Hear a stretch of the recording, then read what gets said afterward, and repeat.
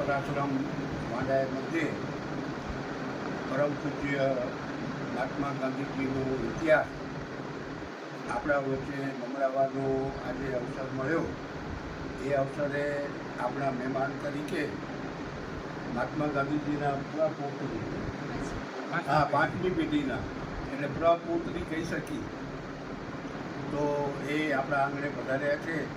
તો આજે વાત કરતાં આપણી પાસે કોઈ આધાર પુરાવા તો છે નહીં, તો અમે એવી વાત મૂકી કે પરમ પૂજ્ય ગાંધીજી જ્યારે કચ્છના પ્રવાસે હતા ત્યારે અમારા ઓદોરામજી મહારાજ અને મયાજીનો આશ્રમ જે મુજલ મુકામે છે એમના સંપર્કમાં આવેલા એવો અમારી પાસે કોઈ લેખિત પુરાવો હજી સુધી હાથમાં આવ્યો નથી. લોકવાયક પ્રમાણે આ વાત છે, તો તમારી પાસે કોઈ જો આ બાબતે કાંઈ માહિતી હોય તો અમને જરાક આપો. તો આપણા રાષ્ટ્રભાવનામાં ને ઈશ્વર આશ્રમની કેટલી અંદર સંકળાયેલ છે. પરમ પૂજ્ય ઓદોરામજી મહારાજે મહાત્મા ગાંધીજી સાથે રહીને પોતાના 200 વિદ્યાર્થીઓ સ્વતંત્રતાની ચળવળમાં આપ્યા, એ વાતનું સમર્થન અમને જરાક મળે. તો આપ જ્યારે અમારે આંગણે પધાર્યા છો તો આપનો પરિચય પણ આપો, જેથી કચ્છ પ્રદેશે આપણા સમસ્ત હિન્દુ સમાજને ગાંધીવાદી લોકોને ખબર પડે કે ગાંધીજી સાથેના નિકટતાથી આપ અમારા મહેમાન બન્યા છો. તો આપનો પરિચય પણ આપો ભાઈ. સૌને વંદન. મારું નામ રમેશ સંઘવી, કચ્છનો જ છું. મારી સાથે બેન છે સોનલબેન પરીખ, એ મહાત્મા ગાંધીની 5મી પેઢીએ થાય છે, એ બેંગ્લોર રહે છે. તો ખાસ આવ્યા છે કચ્છમાં, થોડાક બધા કાર્યક્રમ માટે પણ આવ્યા છે. આ આશ્રમમાં અમે પ્રવેશ્યા અને શાંતિ અને સ્વચ્છતા બેસ સ્પર્શી ગયા. અંદર પગ મૂકતા જ લાગ્યો કેટલી શાંતિ છે, ખૂબ ચોખ્ખું છે. અને જમ્યા, ભોજન પણ સ્વાદિષ્ટ સરસ ચોખ્ખું ભોજન. તો એ માટે થઈને નવીન બાપા અને બીજા જે કોઈ કરતા હતા હોય, ટ્રસ્ટીઓ હોય, એના સેવકો હોય, બધાને અભિનંદન અને શુભેચ્છાઓ પાઠવવા માંગતા છે. ગાંધીજી 1925માં કચ્છમાં આવેલા, એટલે 100 વર્ષ થયા. અને અમારા મનમાં એક ભાવ જાગ્યો કે ગાંધીજીના પગલાં જે ભૂમિ પર પડ્યા છે, જ્યાંથી પસાર થયા છે, એ ગામોમાં એ ભૂમિ ઉપર એ પદયાત્રા કરીએ. એટલે અમે ગુજરાતના યુવકોને આહ્વાન કર્યું કે આવી પદયાત્રા કરવી છે, રોજ 10 થી 15 કિલોમીટર ચાલવાનું થશે. એવી તૈયારી હોય તો આવો. કચ્છની ગરમી છે, વરસાદ ઓછો છે, એ બધી અનુકૂળતાઓ તમને જોઈ ન પણ મળે, એટલે તૈયારી સાથે આવો. તો 30 યુવાનો મારી સાથે જોડાયા છે અને પછી વચ્ચે જોડાશે, કોઈ જશે, આવશે, ચાલ્યા કરશે. ગાંધીજી 1925માં કચ્છમાં આવ્યા ત્યારે ભુજથી માનકુવાડી દેસર પરથી એ સાધુ મૈયાને મળી અને મંગવાના ગયા હતા. આ બધો ઇતિહાસ નોંધાયેલો છે. 2 જગ્યાએ નોંધાયેલો છે. મહાદેવભાઈની ડાયરી, જે મહાદેવભાઈ મંત્રી હતા, એમણે લખેલી છે. એ ડાયરીમાં પાન નંબર મને યાદ નથી, પણ 8મો ભાગ છે. તો 50 પાના કચ્છ યાત્રાના છે. અને એમાં એણે એટલી બધી સરસ રજૂઆત કરી છે કે ગાંધીજી બોલ્યા છે એવું વાક્યો લખ્યા છે. તો એ નીકળ્યા, આ જ રસ્તે નીકળ્યા દેસર પરથી જ. ઓદોરામ મહારાજનો ઉલ્લેખ ક્યાંક આવે છે, પણ અત્યારે હું બિલકુલ કહી શકતો નથી ક્યારે ક્યાં આવે છે. હું મળ્યો છું 70 વર્ષ પહેલાં, હું નાનો હતો, બાપુજી સાથે સાધનવાડીમાં આવતો હતો, ત્યારે એક વખત અમને દર્શન કરવા માટે ગયા હતા, એ મને યાદ આવે છે. તો એ રીતે પણ એ વખત મને એટલી આછી સ્મૃતિ છે કે મહારાજ એ ગાંધી વિચાર સાથે જોડાયેલા હતા. ઊંચ નીચના ભેદ ના કરે, બધા માટે સરખો ભાવ રાખતા હતા. એમનો હિન્દુ ધર્મ વ્યાપક ધર્મ હતો. એવી મારી સમજ અને મારી અસર છે કે બીજા બધા સાધુ સંતો કરતાં કંઈક જુદા પ્રકારના સંતો સાધુ હતા. સાત્વિકતા, સચ્ચાઈ, તેજ, ત્યાગ, આ બધું તો હતું જ એમનામાં. તો સહજ હતું. અને એક નાની કુટીરમાં રહેતા હતા. અમે જ્યારે દર્શન કર્યા ત્યારે પછી સામત્રાથી આપણે આગળ આવીએ દેસર પર પહેલાં એક રસ્તો જુદો પડે, કંદરવાડ ત્યાં જે ત્યાં ટાવર ઊભો છે એના પછી લગભગ એ ત્યાં એક કુટીર નાનો ઓરડો જ હતો, બરાબર યાદ છે. એની ઓસરીમાં અમે બધા બેઠેલા, થોડો તો કેટલો નાનો, એટલે મને કાંઈ એ પણ યાદ નથી કે શું વાતો થઈ હતી. પણ બહુ ભાવથી મારા પિતાજી મારી પિતાજીના મિત્ર મગનભાઈ સોની કરીને જે સરદારવાડીની સ્થાપનામાં હતા. મગનભાઈ સોની, પ્રભુભાઈ ધોળકિયા અને વાઘુરામ મહેતા 3 લોકોએ સરદારવાડીની સ્થાપના કરેલી. એટલે વડોદરા મહારાજના આશીર્વાદ મળેલા એમને. બાંધાઈ નજીક જ હતું, એટલે બધું આમ એક જ હતું, એક જ પરિવારના હોય ને એવું બધું હતું. તો એને અને મંજલના નરસિંહ, છત્રપતિ નરસિંહ એ ગોંદિયાવાળા કેવા હતા, એમની સહાય, એમની જમીન હતી, એમની જમીન ઉપર આશ્રમ થયેલો. આજે તો એ કંઈ કોઈ મકાન કે કંઈ નિશાની પણ નથી દેખાતી આશ્રમની. હું આવે ત્યારે પણ જોતો હતો કે દેખાય છે આશ્રમ મકાનો, કાંઈ દેખાયું નહીં. તો આજે તો જે સ્થિતિ હોય તે, જેને સોંપાયું હોય તે, પણ એ આશ્રમમાં મારા સાહેબના આશીર્વાદ હતા, શુભેચ્છાઓ હતી, અને મને લાગે કંઈક એકબીજાનું આદાન પ્રદાન ચાલતું શું મને લાગે છે. અને ઘણા વિદ્યાર્થીઓ ભણી ગયા છે, અને બહુ સુંદર આશ્રમ, ગુજરાતનો શ્રેષ્ઠ આશ્રમ જે ભણી ગયેલા છે. આજે તમને કોઈને ખ્યાલ હોય તો અમૃતલાલ વેગડ કરીને બહુ મોટા ચિત્રકાર, આજ તો રહ્યા નથી એ, પણ એ જબલપુર રહેતા હતા, નામ અમૃતલાલ વેગડ, અને એ આશ્રમમાં ભણેલા. નાનપણના સંસ્મરણો કરતા એ સદરવાડીને ગદગદ થઈ જતા. મૂળ કચ્છના છે, પણ રહ્યા બહાર જ, શાંતિનિકેતન ભણ્યા. કળાની વિદ્યા નંદલાલ બાબુ પાસેથી એમણે લીધી. એટલે ભારતના અને દુનિયાના શ્રેષ્ઠ ચિત્રકાર એની પાસે એના એ વિદ્યાગુરુ હતા. પણ એ આ નાનપણમાં આશ્રમમાં ભણેલા. એવા તો કેટલાય આજે હું યાદ કરું તો કળાના ક્ષેત્રમાં, વેપારના ક્ષેત્રમાં, જીવનના ક્ષેત્રમાં આગળ હોય એવા અહીં ભણેલા. અને ત્યાં આ બધું ઓધવરામજી મહારાજને વાંધાય સદનવાડનું ક્યાં જુદું હતું, 1-2 કરોડ ચાલુ સદનવાડી આવી જતું હતું. તો એ છે ને સાધ્વીમયનો સંસ્કરણ તો બહુ જ સરસ છે. ગાંધીજી પસાર થયા દેશોથી આગળ, મંજલના ભેટે પહોંચ્યા, અને ત્યાં સાધ્વી મૈયા અને બહેનો સ્વાગત માટે ઊભી હતી. બધા ખાદીની સાડીઓ પહેરેલી, ભેટિયાના કાંતેલા વસ્ત્રો ગાંધીને અર્પણ કરવા માટે લાવેલા. એ ગાંધીને અર્પણ કર્યા. ભેટિયા ચલાવતા ત્યારે વાતો કરી, વિધવા બહેનો માટે થઈને બીજા માટે પ્રવૃત્તિ કરે છે. અને સાધ્વી મૈયાનો જે દુઃખો તેજ અને પવિત્રતા જોઈને ગાંધીજી બહુ જ રાજી થયા, એના સાથીદારો બહુ જ રાજી થયા. અને એ મહાદેવભાઈએ પોતાની ડાયરીમાં લખ્યું છે કે સાધ્વી મૈયાના સ્વાગતથી બહુ જ પ્રભાવિત થયા. અને એમણે લખ્યું, ગાંધીજીએ કચ્છમાં આવ્યા ને તો માંડવીથી આવ્યા ભુજથી પાછું માનકો. પણ એમ આમ હરિજનોના પ્રશ્ન બહુ અકળાયેલા નહીં, પણ દુઃખી હતા કે કેવું અહીંયા અસ્પૃશ્યતા છે, હરિજનોના જુદા બેસાડવાના. અને ગાંધીજીને પણ માનપત્ર આપણું ઉપરથી ફેંકે, ત્યારે હરિજનો અડેલા માણસ છે, એટલે કંઈ અડાય નહીં એને.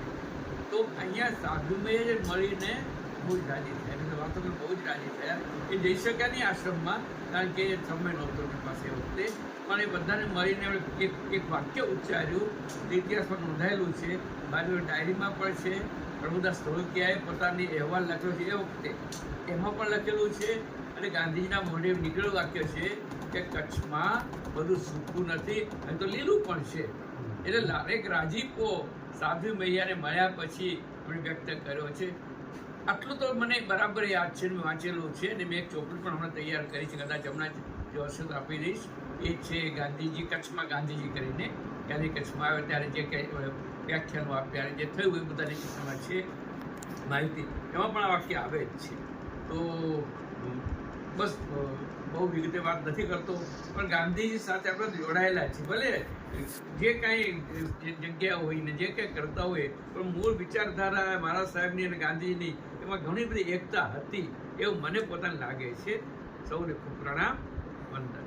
ગાંધીજીની જે વેદના હતી અસ્પૃશ્યતા નિવારણ, એ વેદનાને અનુસરીને વોધરામજી મહારાજે જે વણકર સમાજ હતો, એ વણકર સમાજ હરિજન સમાજ સાથે જોડાયેલો ને એમને ઊંચા લઈ આવવા માટે મયાજીના આશ્રમે ત્યાં આગળ રેટીએથી કંટન થાય, સૂતી બને, એ સૂતીનું વણાટકામ અહીંયા વણિકો કરે.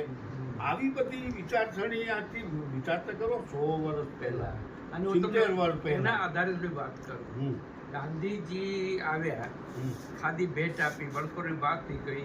માનકોમાં શિવા ભારમલ કરીને હતા, એ વણકરના આગેવાન જેવા હતા. એ જમાનામાં એક થોડાક આગેવાન ગાંધીજી માનકું આવે ત્યારે ગાંધી ફંડ બધું પર લેતા, હરિજનો માટે ફંડ લે તો એણે 1 રૂપિયો એ આપેલો ફંડમાં. પછી 1937 કે 40માં એક વણકર સંમેલન સદનવાડીમાં કરેલું. એમાં સેંકડો વણકરો આવેલા, એ શિવાભાઈ ભારમલે આગેવાની લીધી અને કચ્છ આખાના વણકરનું સંમેલન ત્યાં કરેલું.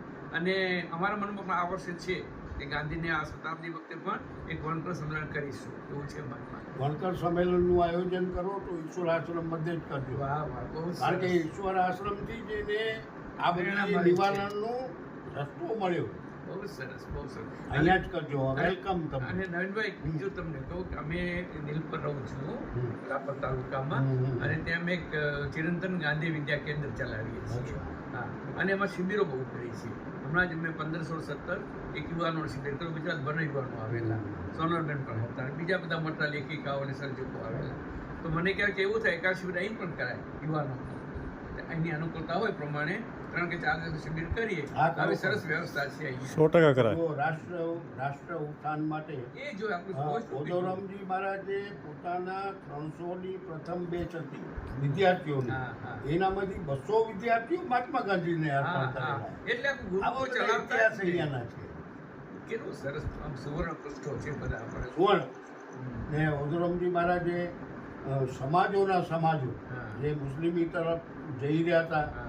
એને આખી સમાજોને રિટર્ન બેક કરીને હિન્દુ ઓળખ દીધી. હા, આ કામ એ સમયમાં થયું. કર્યું છે. આજે વીએચપી ને જે ઘર વાપસીના કાર્યક્રમ કરેલા એ તો ઓદોરામજી મહારાજે 100 વર્ષ પહેલા કર્યા. ને VHP ના બધા અને ઓઝોન વચ્ચે ક્યાં છે હા. કે આજે કોઈ ધર્મ પ્રત્યે કટુતા જે ફેલાવી છે ને એ નહોતા ફેલાવતા. ઈ લોકો એ તમે સમજાવીને. સમજાવી. સમજાવી. હા. પણ પેલું વિધર્મી ને એનો દ્વેષ ના, ફેલાવવાનો ના, ના, ઈ એવું સમૂળ. એ તો એમના હતું જ નહીં. એને સાચી ઓળખ આપ હા, બસ. કે ભાઈ તું આ છે. હા, આજે દયાનંદ પાછું આવ. સરસ્વતીએ કર્યું. હમ. આપણે દયાનંદ સરસ્વતી આજ કર્યું ને હા, આ હા, સમાજ દ્વારા હા. કે જે વટલાવટ ચાલતી ને અટકાવ્યું આપણે. ગાંધીજી પણ એ જ કહ્યું કે કોઈ શું કામ બીજા ધર્મો જવું જોઈએ. આપણે આપણી લીટી લાંબી કરો. હા, બસ આપણે સારા હવે બનો. બીજાને ખોટા કહેવાનું શું છે? અને કોઈ આપણા ધર્મ બીજા ધર્મમાં જાય છે તો હા. કેમ જાય? કેમ? એક ધર્મ છોડી બીજા ધર્મ જાય તો કઈ કારણ હશે ને? આપણે એને બહુ સ્વીકાર નથી, અપમાન કરીએ છીએ. શું? તો એવું ના કરો તમે. હવે આપણે આ પૂરો કરો પછી સોનલબેન. આજે સોનલબેન પણ છે તો સોનલબેનને પણ વિનંતી કરીએ, સંજોગે આપણે બધા ભેગા થયા છીએ એ ઓદોરામજી મહારાજની પ્રેરણા હશે કે ગાંધીજી સાથે રહીને જે રાષ્ટ્ર માટે જ્ઞાતિઓ જે નિમ્ન કક્ષાએ હતી એને આખા સૂરજ લેવલે ઊંચતા દેવાનું જે એ સમયમાં 100 વર્ષ પહેલાં જે કામ કર્યું એ કામની તુલના કરવી આજે કેટલી મુશ્કેલ છે. તો આજે જ્યારે સોનલબેન અહીંયા છે ત્યારે એમના પરિવારથી જ મહાત્મા ગાંધીજી હોય તો આપણી ત્યાં ગર્વની વાત કહેવાય. તો આપણે બેનને પણ વિનંતી કરીએ કે તમે આ ઉંમરે રાષ્ટ્રના કાજે જે વાત લઈને નીકળ્યા છો એ અમારા સેવકગણ અને કચ્છ પ્રદેશને આખી માહિતી મળે એવો મન મૂકીને વિસ્તૃતીકરણથી આખી અમને માહિતી દો. મારો ઉછેર મોરબીમાં થયો છે એટલે કચ્છ તો અમારા માટે આમ પાડોશનું ને ઘણું નજીકનું ને એવું કહેવાય. પણ પદયાત્રા નિમિત્તે જે નજીકથી જોવાનું થાય છે કચ્છને, કચ્છની સંસ્કૃતિને, એ જોઈને ખૂબ આનંદ થાય છે. આજે યોગાનું યોગે અમે અહીંયા આવ્યા અને અહીંની જે ચોખ્ખાઈ છે, સ્વચ્છતા, શાંતિ અને પવિત્રતા, આ ત્રણેય વસ્તુ ખૂબ સ્પર્શી ગઈ. અને હું તો વિચાર કરતી હતી, આ બધી વાત તો અત્યારે કરવાનું થાય છે, પણ હું વિચાર કરતી હતી કે અહીંયા તમારે ત્યાં આવીને રહેવું હોય તો રહેવાય કે નહીં થોડા દિવસ. એટલી સરસ જગ્યા છે. તો અને મને ફરતા ફરતા એમ થાય છે કે અહીંયાના લોકોને મળું છું અને જે પણ બધી વાતો થાય છે તો મને એમ થાય છે કે આપણો સાચો દેશ તો આ છે જે સંપીને રહેતો હતો, સાદગીથી જીવતો હતો અને ધર્મ ને બધું, સંસ્કૃતિ, ધર્મ, ભાષાઓ બધું જુદું હોવા છતાં ક્યારેય કોઈ મોટા સવાલો નહોતા આવ્યા. તો એ ક્યાં ખબર એવો એક પ્રશ્ન થાય. પણ રમેશ દાદા કહે કે જે પણ હોય ભલે હોય, અફસોસ કર્યા વગર આપણે આપણાથી થાય કામ કરવાનું. આપણી વાત લીધી લાંબી. હા, દુઃખી થઈને નહીં બેસવાનું, આપણાથી થાય તે કામ કરવાનું. રમેશ દાદાના બાપુજી મણિલાલ દાદા એ એટલા વર્ષો પહેલાં ગાંધીજી કહેતા આઝાદી પણ નહોતી મળી ત્યારની વાત કે ગાંધીજી એવું ઘણી વખત કહેતા કે આઝાદી તો મળવાની જ છે, મળી જશે, પણ પછી આઝાદીને ધારણ કરે એવા નાગરિકો આપણે ક્યાંથી લાવશું? તો એક આખી પેઢી ગાંધીજીના આ શબ્દોને ધ્યાનમાં લઈ અને આખા દેશના ગામડે ગામડે ગઈ અને એવા ગામડાઓ શોધ્યા કે જે ખૂબ પછાત હોય, જ્યાં સુવિધાઓ ન હોય, જ્યાં શિક્ષણ ન હોય, જ્યાં આરોગ્ય ન હોય, ત્યાં જઈને વર્ષોના વર્ષો કામ કરી અને આખા પ્રદેશને ઊંચો લાવ્યા. તો આ રમેશ દાદા તો બીજી પેઢી છે. એમના પિતાજીએ અહીંયા કચ્છમાં વાગડ પ્રદેશમાં ખૂબ કામ કર્યું છે. તો ગાંધીજીની હું વંશજ છું એ વાત સાચી છે, પણ આ લોકોને જોઈને મને એમ થાય કે ગાંધીજીના સાચા સંતાનો તો આ લોકો છે કે જેમણે પોતાની આખી જિંદગી એમના વિચારો પર